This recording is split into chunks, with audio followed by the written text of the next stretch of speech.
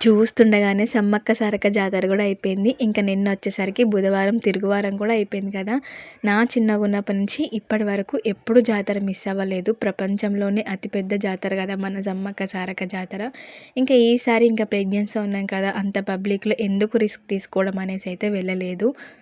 ఎక్కడెక్కడి నుంచో వస్తారు కొన్ని కోట్ల మంది ఈ అమ్మవారిని దర్శించుకోవడానికి, సమ్మక్క సారక్కని. ఇంకా మా అమ్మ వాళ్ళది వచ్చేసరికి పక్కనే ఉంటుంది పసరా. మాకు మేడారం చాలా దగ్గర. ఊరికెళ్ళిన ప్రతిసారి మేడారం వెళ్తూ ఉంటాం, వస్తూ ఉంటాం. ఇప్పుడు వచ్చేసరికి జాతర అలా వెళ్ళి ఇలా వస్తున్నారు, ఒక రోజులో 2 రోజుల. బట్ మా చిన్న ఉన్నప్పుడైతే మేము అక్కడే ఒక 1 వీక్ అలా ఉండేవాళ్ళం. జాతర అంతా అయిపోయిన తర్వాత ఇంటికి వచ్చేవాళ్ళం. బట్ ఈసారి చాలా మిస్ అయిపోయినా నేనైతే మేడారం జాతరని. నెక్స్ట్ ఇయర్ ఎలా అయినా వెళ్ళాలి. యూట్యూబ్ ఓపెన్ చేస్తే చాలు మొత్తం మేడారం వీడియోస్ వస్తున్నాయి. చూసిన ప్రతిసారి వెళ్తే బాగుండు అనిపించింది. మీకు సమ్మక్క సారక్క జాతర ఎలా అనిపించింది? వెళ్ళారా? వెళ్తే కామెంట్ సెక్షన్లో కామెంట్ చేయండి.